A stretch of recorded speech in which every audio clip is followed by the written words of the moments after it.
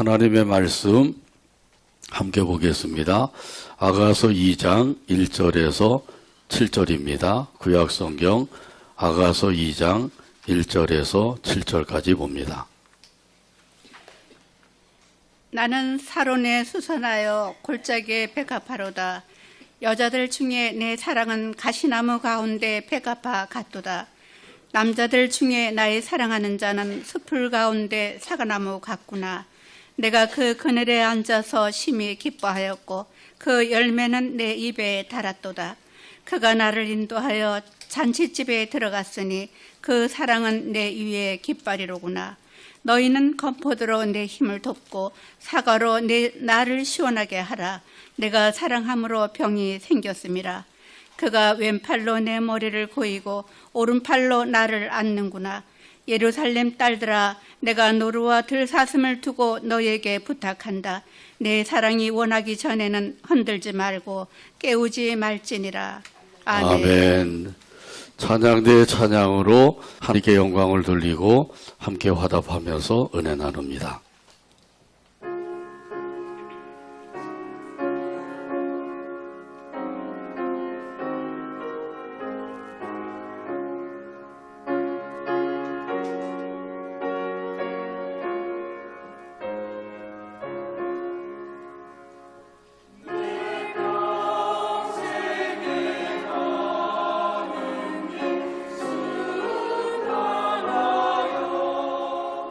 내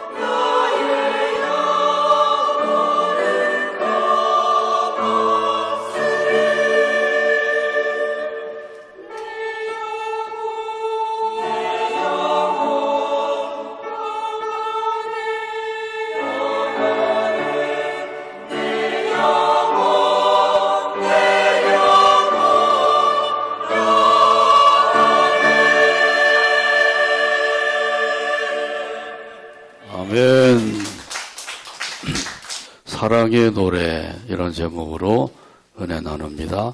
같이 한번 따라서 하죠. 사랑의 노래. 미국 서부 지역에서 복음 전파 집회가 열렸습니다. 그때 농부 한 사람이 찾아와서 전도자에게 말했습니다.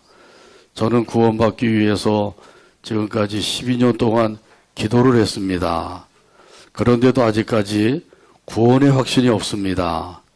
오히려 나는 택함을 받지 못한 사람이 아닌가 이런 생각이 들어서 낙심될 때도 있습니다.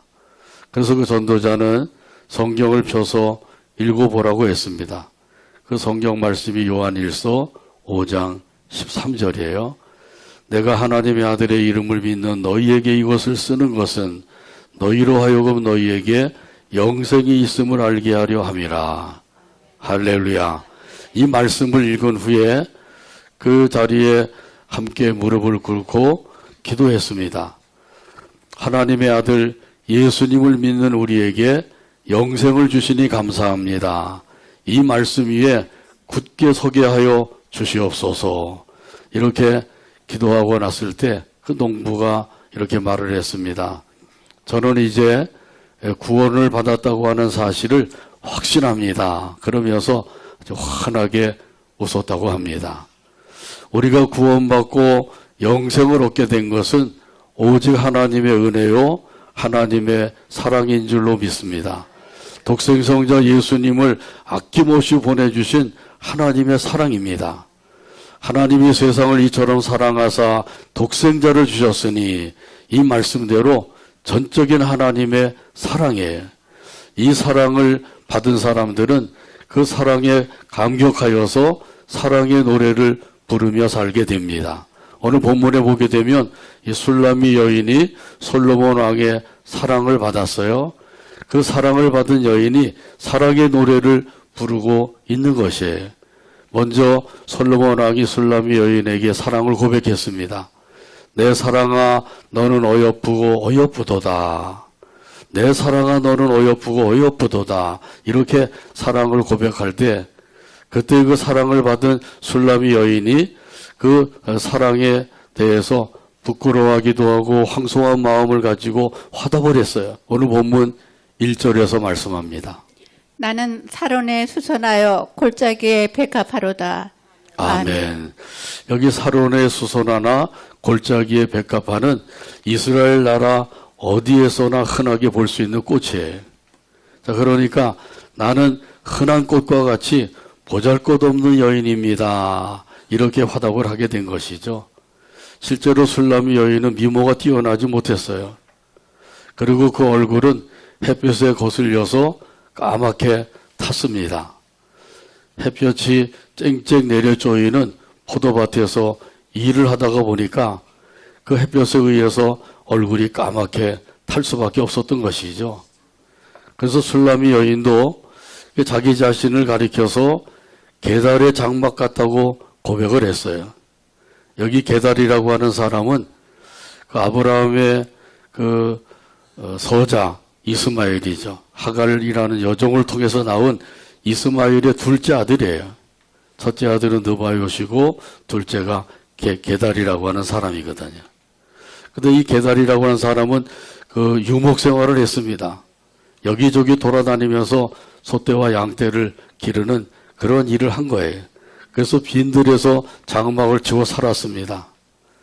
그때 이 장막을 칠 때 사용한 것이 검정색 염소 가죽이에요. 흑염소 가죽이죠. 그래서 이 게달의 장막과 같이 까맣다고 그렇게 이야기하게 된 것이죠.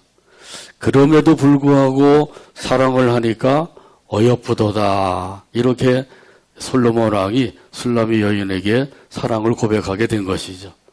노래 가사에도 있죠. 사랑을 하면은 예뻐져요. 어떤 아가씨도 예뻐진다 그래요. 못생긴 아가씨도 예뻐지고 뚱뚱한 아가씨도 예뻐지고 사랑을 하면 다 예뻐진다 그러죠. 술람미 여인의 그 사랑의 노래에 대해서 이 솔로몬 왕이 또 화답을 했어요. 오늘 본문 2절에서 말씀합니다. 여자들 중에 내 사랑은 가시나무 가운데 백합화 같도다. 아멘. 이 술라미 여인은 나는 골짜기에 백합하다. 흔하디 흔한 그런 꽃에 불과한 보잘것없는 여인이다. 이렇게 이야기했는데 그런데도 불구하고 솔로몬 왕은 아니다. 너는 가시나무 가운데 백합화로다. 이렇게 화답을 하게 된 거예요. 여기 가시나무는 열매도 맺지 못하죠. 또 제목으로도 쓸 수 없는 쓸모없는 나무에 땔감으로나 쓸 수밖에 없어요. 이런 그 쓸모없는 나무 가운데 활짝 피어있는 고귀한 백합화로다. 이렇게 이야기를 하게 된 것이죠. 이처럼 사랑은 사랑을 낳습니다. 사랑의 아들, 사랑의 손자, 사랑의 증손자, 고손자 이렇게 사랑을 줄줄이 낳게 되죠. 자, 그런 반면에 미움은 미움을 낳게 돼. 미움의 아들, 미움의 손자, 미움의 중손자, 고손자 줄줄이 미움을 낳게 되는 거죠. 자, 그러므로 미움을 내어버리고 사랑의 마음을 품고 살게 되기를 바랍니다. 이렇게 하려면 다른 게 없어요. 그 사랑을 받은 것을 기억을 해야 되는 것이죠. 이 사랑의 마음을 품으면 그러면 사랑의 노래가 저절로 흘러나오게 됩니다. 솔로몬과 술라미 여인이 그 사랑을 주고받고 이렇게 하게 된 것도 서로 사랑하기 때문인 것이죠. 그래서 술라미 여인이 또 화답을 했어요. 오늘 본문 3절에서 말씀합니다. 남자들 중에 나의 사랑하는 자는 숲을 가운데 사과나무 같구나. 내가 그 그늘에 앉아서 심히 기뻐하였고 그 열매는 내 입에 달았도다. 아멘. 술라미 여인에게 있어서 솔로몬 왕은 숲을 가운데 있는 사과나무 같다. 이렇게 고백을 했어요. 보통 숲은 풀이 우거진 그런 그 곳이죠. 그런데 그곳에 사과나무가 우뚝 서 있는 거예요. 다른 곳은 다 풀로 무성하게 덮여 있고 그 사과나무 한 그루가 우뚝 서 있는 것이죠. 또한 여기 숲풀에는 열매가 없어요. 사람들이 먹을 만한 열매가 없어요. 그런데 사과나무에는 보기에도 좋고 맛도 좋고 또 향기로운 사과 열매가 맺어지게 되죠. 이런 그 사과나무와 같다고 고백을 하고 있어요. 그러니까 솔로몬 왕이 술라미 여인에게 있어서 얼마나 귀중한 존재인지를 알 수가 있는 거죠. 여기 솔로몬 왕은 영적인 의미에서 보게 되면 예수님을 상징하고 있어요. 반면에 술라미 여인은 예수님을 믿는 사람들을 상징하고 있는 것입니다. 솔로몬은 예수님, 술라미 여인은 예수 믿는 사람. 예수님은 예수 믿는 사람의 신랑이 되시는 분이죠. 신랑 되신 예수께서 다시 오실 때 찬송 가사가 있는 것처럼 우리 예수님은 예수 믿는 모든 사람의 신랑이 되시는 분이신 줄로 믿습니다. 반면에 우리는 신랑 되신 예수님의 신부로 살고 있는 거예요. 근데 신부가 신랑 되신 예수님을 생각 안 하고 다른 신랑을 생각하고 산다. 바람이 들어간 거죠. 바람 피우면 안 돼요. 바람 피우는 것은 이것은 세상과 짝하여 사는 것이라고 말씀하고 있어요. 그 세상을 사랑하게 되면 신랑 대신 예수님을 사랑하는 마음이 사라지게 되죠. 그러니까 신랑 대신 예수님만을 사랑하며 살게 되기를 바랍니다. 신랑 대신 예수님, 우리는 신부로서 그 관계를 유지하면서 살고 있다고 하는 사실이에요. 우리가 믿고 섬기는 예수님은 숲풀 가운데 우뚝 솟아있는 사과나무와 같은 분이시다. 그렇게 믿으시죠? 우리 예수님 얼마나 귀하신 분이에요. 이런 귀하신 예수님을 늘 마음에 모시고 섬기며 사는 거예요. 그러므로 예수님은 다른 어떤 사람들보다도 비교할 수 없는 분이죠. 그리고 더 나아가서 다른 신들과도 비교할 수 없는 분이셔요. 이런 예수님을 지금도 우리가 신랑으로 맞이해서 사랑으로 섬기며 살고 있는 거예요. 우리는 신부라고 하는 사실을 잊지 말아야 돼요. 신부된 저와 여러분이 예수님을 사랑하는 마음을 가지고 사는 것, 이게 지극히 당연한 삶이에요. 술라미 여인이 그 솔로몬 왕에 대해서 숲풀 가운데 있는 사과나무다. 그래서 이 술람이 여인은 사과나무 그늘에 앉아서 기뻐하고 있는 것이에요. 그 사과나무 외에는 다른 곳에는 그 숲을 가운데 그늘 지은 곳이 없어요. 오직 사과나무 아래만 그늘이 들여져 있는 것이죠. 술람이 여인이 그 그늘 아래 앉아서 쉬고 기뻐하고 있다고 하는 사실이죠. 우리 예수님은 우리에게 참된 안식을 주시는 주님이신 줄로 믿습니다. 사랑으로 보호해 주시는 주님이셔요. 그래서 예수님 안에 거하기만 하면 거기서 우리는 예수님이 주시는 참된 안식과 기쁨을 누리며 살 수가 있는 것이에요. 햇볕이 쨍쨍 내려 쪼이는 그런 숲을 가운데서도 우뚝 솟아있는 사과나무 그늘 아래서 거기서 편히 쉬고 기뻐하면서 살 수가 있는 거죠. 이 세상에 사는 동안에 우리는 여러 가지 환난을 당하기도 하고 또 근심 걱정에 쌓이기도 하고 이렇게 힘겹게 살아갈 때가 있어요.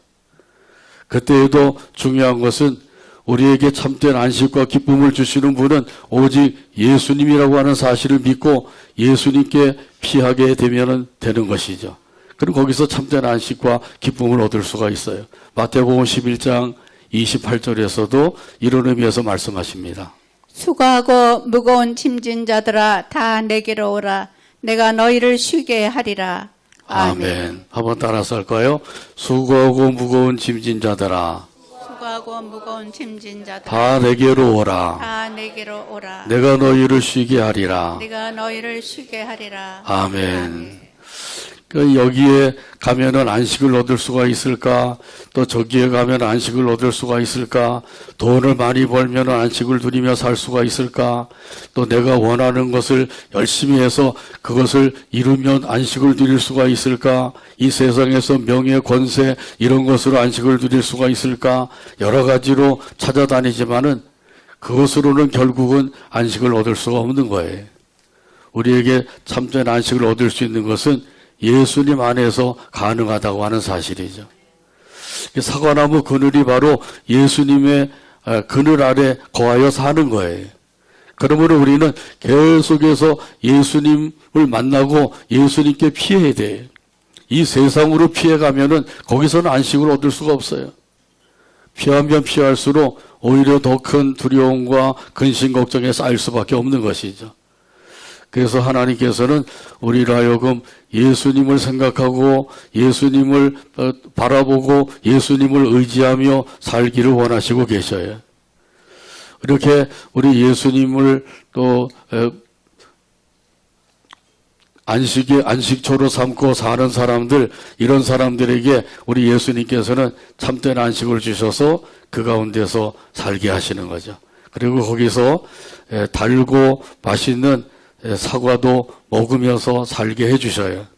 술람이 여인이 사과나무 그늘에 앉아서 사과를 뚝 따서 하나를 먹었어요. 한 입을 베어 먹어보니까 얼마나 달고 향기롭고 맛있는지 감탄이 절로 나올 정도가 된 거죠. 이 달고 향기로운 사과, 이것은 바로 삶의 의욕을 회복시켜주는 것이에요. 예수님을 만나면 삶의 의욕이 회복되는 줄로 믿습니다. 그래서 예수님을 만나는 것이 얼마나 중요한지 몰라요. 예수님을 만난다고 하는 것은 바로 예수님이 우리에게 주시는 사과를 먹는 거예요. 여기 이 사과는 영적인 의미에서 예수님의 말씀을 의미하는 것입니다. 이 세상에 사는 동안에 어떻게 살아야 되는지, 무엇 때문에 살아야 되는지 알지 못하고 사는 사람들이 얼마나 많은지 몰라요. 삶의 목적을 바로 가지지 못하고 사는 사람들이 얼마나 많은지요. 저는 다음 말씀드린 적이 있지만은 미국에서 졸업식을 하는데 대학교 졸업식에서 박사학위를 받는 사람이 있었어요. 그 박사학위를 수여하는 그 총장이 그 박사학위를 받는 학생에게 이야기했습니다. 박사학위 받고 나면 뭐 할 겁니까? 나가서 열심히 일해야죠. 열심히 일해서 뭐 합니까? 결혼도 해야 되죠. 또 결혼하면 뭐 합니까? 결혼해서 자녀들도 낳고 잘 양육해야 되죠. 그러고 나면 뭐 합니까? 그러고 나면 노후 준비를 잘해서 노후에 편안하게 살아야 되죠. 그러고 나면 뭐 할 겁니까? 그러면 죽어야 되지 않겠어요? 박사학위를 받는 것은 결국은 가운데 부분을 다 빼고 나면 죽기 위해서 박사학위를 받는 거래요. 그래서 그 학교 강당 문 앞에는 그 다음에 그런 표를 써놨다 그래. 그 다음에는 뭐 할 거냐? 결국은 죽는 것으로 끝나는 거예요. 근데 그럼에도 불구하고 사람들이 그걸 모르고 사는 거죠.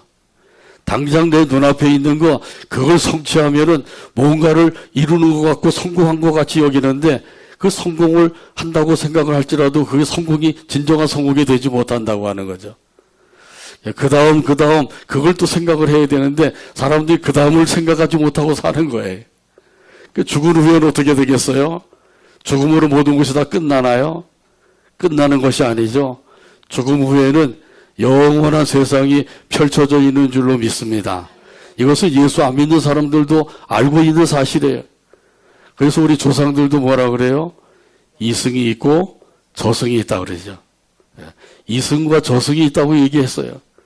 그래서 성경에서도 분명히 말씀하고 있는 거죠.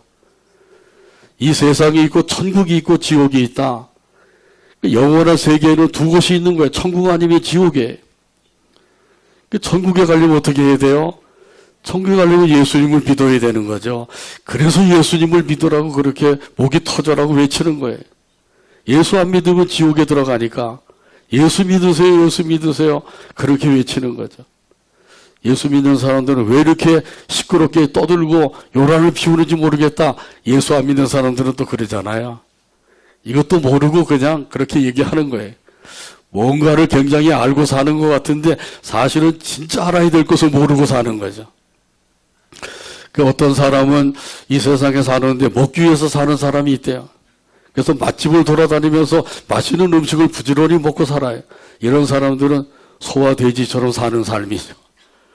또 어떤 사람들은 자기의 그 이름을 남기기 위해서 산다 그래요. 자기 이름을 남기면 결국 뭐가 되겠어요? 죽음으로 끝나는 거예요. 그리고 어떤 사람들은 자기 분야에서 최고가 되기 위해서 열심히 사는 사람들이 있죠. 최고가 되면 뭐 하겠어요? 죽음으로 다 끝나는 거예요. 이걸 우리가 분명히 깨달아야 되는 거죠.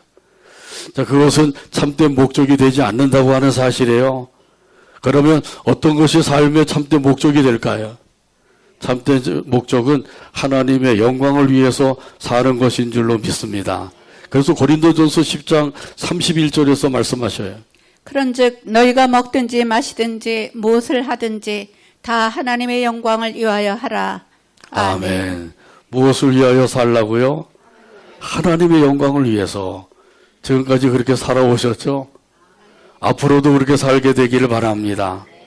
나의 영광, 세상의 영광이 아니라 하나님의 영광을 위하여. 이것이 분명해야 돼. 하나님의 영광을 위해서 교회도 섬기고 하나님의 영광을 위해서 직분도 감당하고 하나님의 영광을 위해서 모든 삶을 이뤄가야 되는 것이죠. 이것이 참으로 중요한데 예수님을 믿는다고 하면서도 이것을 잊어버리고 사는 사람들이 있어요. 그래서 자기의 영광을 위하여, 세상 영광을 위하여, 그것을 위해서 살다가 나중에 가서 후회하게 되는 거죠. 다시 한번 주신 말씀을 통해서 하나님의 영광을 위하여 살아가게 되기를 바랍니다. 찬송가 40장 1절에 보면 이런 가사가 있어요. 찬송으로 보답할 수 없는 큰 사랑, 주님께 영광, 할렐루야. 형제자매 모두 함께 모여 찬송해. 주님께 영광, 할렐루야. 하나님의 자녀여 크게 찬송 부르며 밝고 거룩한 길로 기쁨으로 나아가 주의 보좌 앞으로 속히 돌아가겠네. 주님께 영광, 할렐루야. 찬송가 40장 1절 가사를 생각하면서 함께 찬양합니다.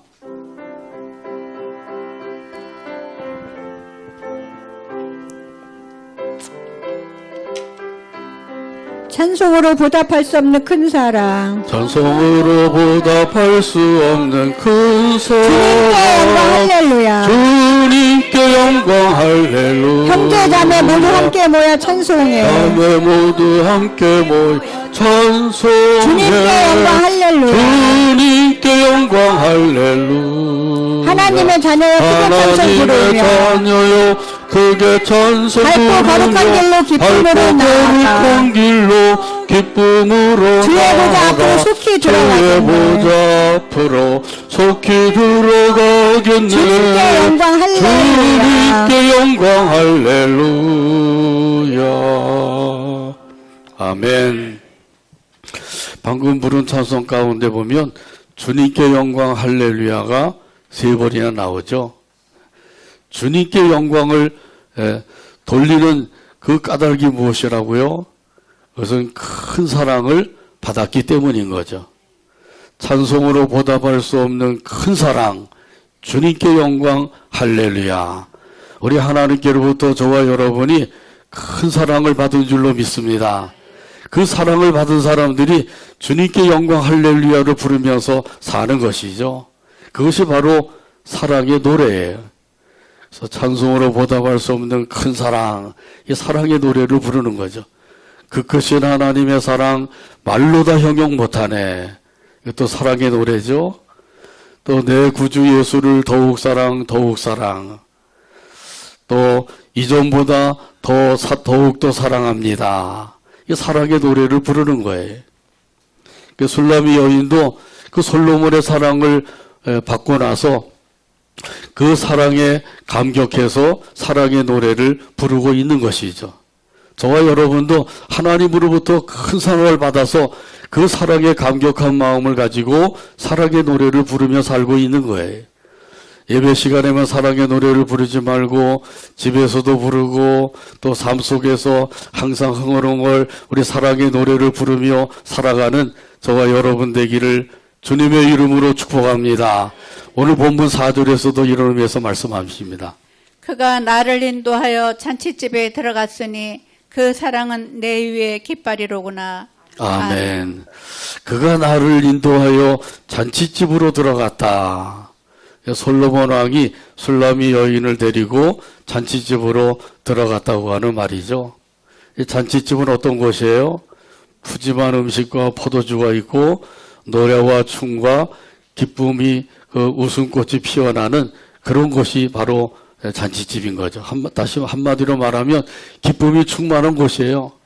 이런 곳으로 나를 인도하였도다. 이렇게 고백하고 있는 거죠.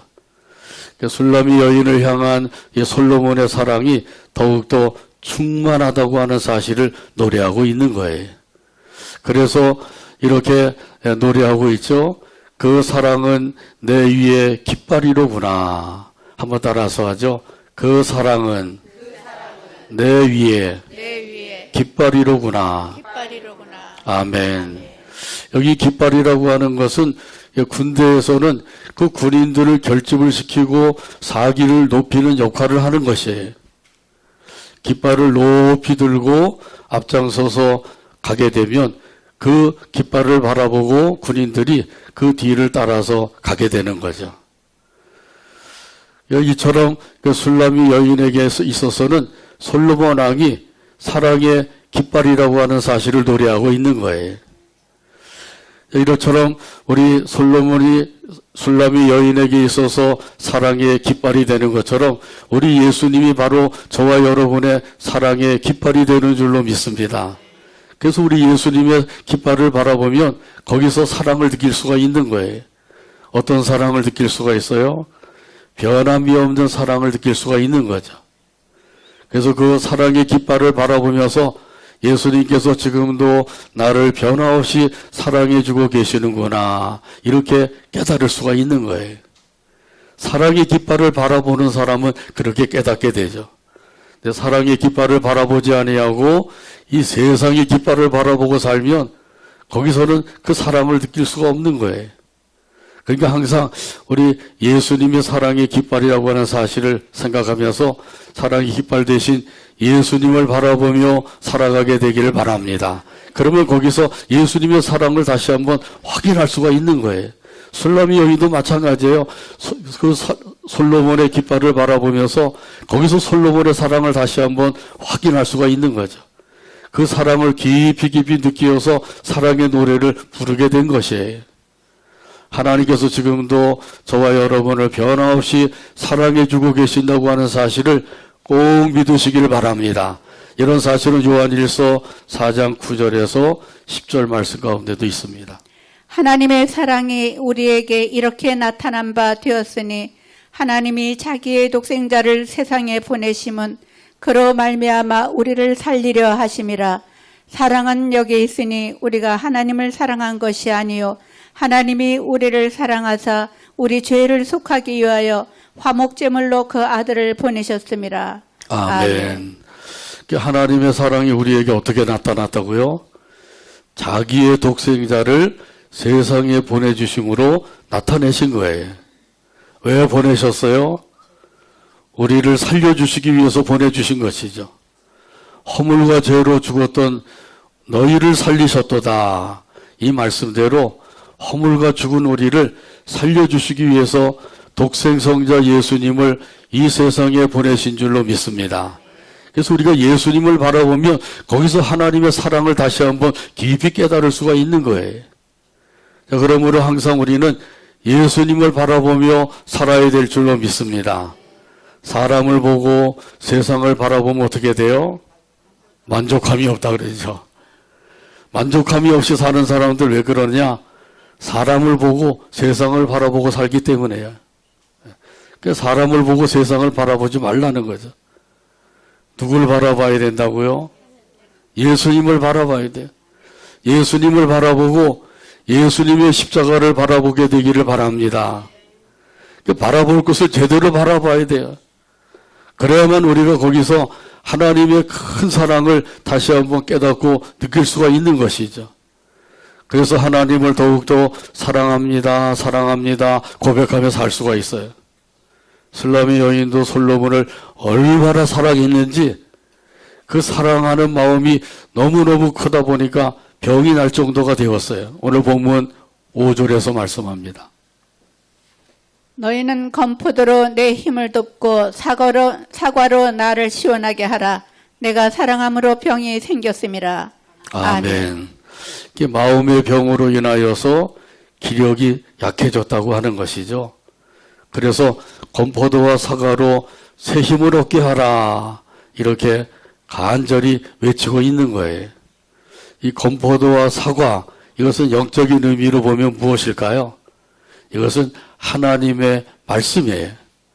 달고 오묘한 그 말씀, 생명의 말씀은 아름답고 귀한 말씀, 생명샘이로다. 할렐루야. 하나님의 말씀은 달고 오묘한 생명의 말씀인 줄로 믿습니다. 우리가 믿음 생활하다 보게 되면 때로는 힘을 잃어버릴 때가 있어요. 시험에 들고 여러 가지 또 세상의 환난과 그 핍박으로 인하여서 지치고 고난 마음을 가질 때가 있는 거죠. 그럴 때 그 새 힘을 얻을 수 있는 비결은 뭐예요? 여기서는 술람이 여인은 건포도와 사과로 힘을 얻기를 원했는데 예수 믿는 저와 여러분은 하나님의 말씀으로 새 힘을 얻어야 된다고 하는 사실이에요. 말씀을 읽고 말씀을 묵상하게 되기를 바랍니다.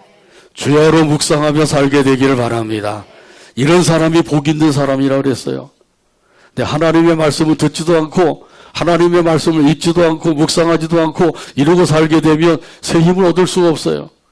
영적인 새 힘을 얻어야지만 살 수가 있어요. 살맛이 나는 거예요. 자, 그러므로 생명의 말씀, 은혜의 말씀 사모하는 마음으로 부지런히 읽고 묵상하고 그 말씀 따라 순종하며 살아가게 되길 바랍니다. 그러면 말씀을 통해서 새 힘을 얻게 되는 거예요. 다시 한번 하나님의 사랑을 그 가운데서 깊이 깨닫고 느낄 수가 있는 것이죠. 하나님이 세상을 이처럼 사랑하사 독생자를 주셨다. 이 말씀만 읽어봐도 거기서 하나님의 사랑이 얼마나 큰 사랑인지를 다시 한번 느낄 수가 있는 거예요. 이 술람이 여인도 건포도와 사과를 가지고 새 힘을 얻기를 원했던 것이죠. 자, 그래서 새 힘을 얻고 나니까 더욱더 솔로몬을 사랑하는 마음이 깊어지게 되었다고 고백을 하고 있어요. 오늘 본문 6절에서 말씀합니다. 그가 왼팔로 내 머리를 고이고 오른팔로 나를 안는구나. 아멘. 여기 솔로몬은 예수님을 상징한다 그랬죠. 술람이 여인은 무엇을 상징한다고요? 예수 믿는 사람들을 상징한다고 그랬죠. 솔로몬은 예수님, 술라미 여인은 예수 믿는 사람들, 신랑과 신부의 관계라고 그랬어요. 자, 그러므로 예수님의 사랑의 품에 안기어 살아가게 되기를 바랍니다. 예수님의 품에 안기어 사는 사람들은 행복한 삶을 누리게 되는 거예요. 성도들이 다른 곳에서 행복을 얻으려고 하면 아무리 찾고 찾아다녀도 거기서는 행복을 얻을 수가 없는 거예요. 오직 예수님의 품 안에서 행복한 삶을 누릴 수가 있다고 하는 사실이죠. 술라미 여인이 솔로몬의 품에 안기어서 거기서 행복을 누리는 것처럼 우리는 예수님의 품에 안기어서 행복한 삶을 누릴 수가 있는 거예요.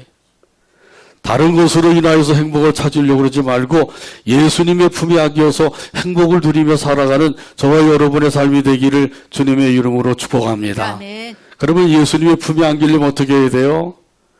우리 예수님은 지금으로서는 내가 섬기는 교회가 바로 예수님이에요. 왜냐하면 교회는 예수님의 몸이라고 그랬거든요. 다시 말하면 교회는 예수님 자신이에요.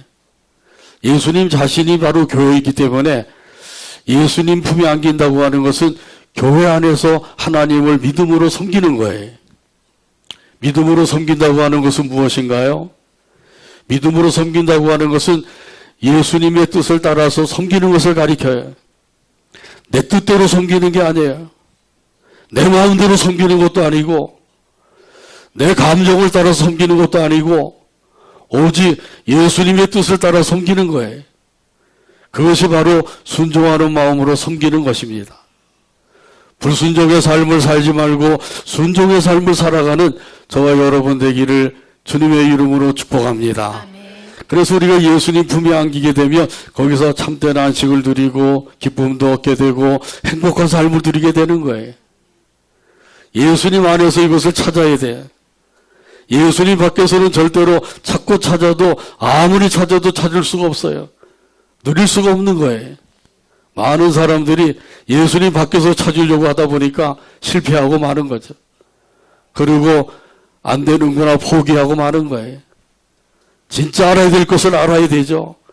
예수님 품에 안기어서 참된 안식도 누리시고 기쁨도 얻으시고 행복한 삶을 누리며 살아가는 저와 여러분의 복된 삶이 되기를 주님의 이름으로 축복합니다. 이런 의미에서 오늘 본문 7절 말씀 찾아서 같이 한 목소리 읽고 오늘 말씀을 맺습니다. 예루살렘 딸들아 내가 노루와 들사람을 두고 너희에게 부탁하는다. 내 사랑이 원하기 전에는 흔들지 말고 깨우지 말지니라. 아멘. 기도합니다. 하나님 아버지 감사합니다. 오늘도 사랑해 주시고 인도해 주셔서 아버지 하나님 앞에 예배하게 하시고 말씀을 받게 하여 주시니 감사합니다. 들려주신 말씀을 깨닫게 하시고 그 말씀 따라서 또 우리 주님의 품에 안기어서 안식을 누리고 기뻐하며 행복한 삶을 살아가는 우리 모두가 되게 하여 주시옵소서. 예수님의 이름으로 기도하옵나이다. 아멘.